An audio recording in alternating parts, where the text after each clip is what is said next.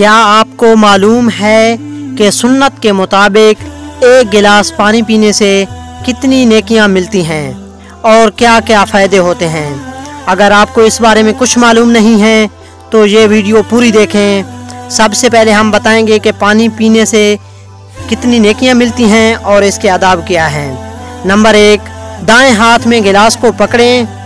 Number 2, शुरू में बिस्मिल्लाह पढ़ें। नंबर 3, बैठकर पानी पिएं।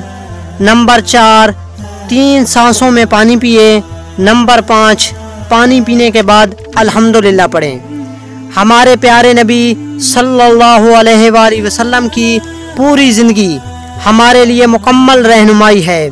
कुरान और हदीस में 1400 साल पहले इंसानी ज़िंदगी के मुताल्लिक जो असूल बताए गए हैं वो आज की जदीद साइंस मिनोअन तस्लीम करती है। जैसा कि आप सब लोग जानते हैं, पानी ज़िंदगी का एक बुनियादी जुज़्व है।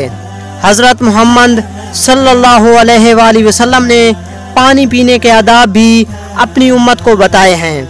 हमारे प्यारे नबी हज़रत मोहम्मद सल्लल्लाहु अलैहि वसल्लम ने फरमाया कि पानी ऊँट की तरह एक ही सांस में मत पिया करो, बल्कि ठहर ठहर कर 2-3 सांस में पिया करो।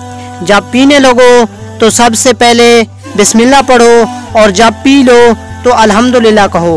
एक और जगह रसूलुल्लाह सल्लल्लाहु अलैहि वसल्लम ने फरमाया कि अगर तुम्हें पता लग जाए कि खड़े होकर पानी पीने का कितना नुकसान है तो वो पानी तुम हलक में उंगली डालकर बाहर निकाल दो। जदीद साइंस की तहकीक के मुताबिक खड़े होकर और एक ही सांस में पानी पीने से जिस्म में जल्द जज़ब हो जाता है, जिससे गुर्दों पर गहरा असर पड़ता है और जिस्म के ज़्यादातर हिस्सों पर वर्म यानी सूजन हो जाती है।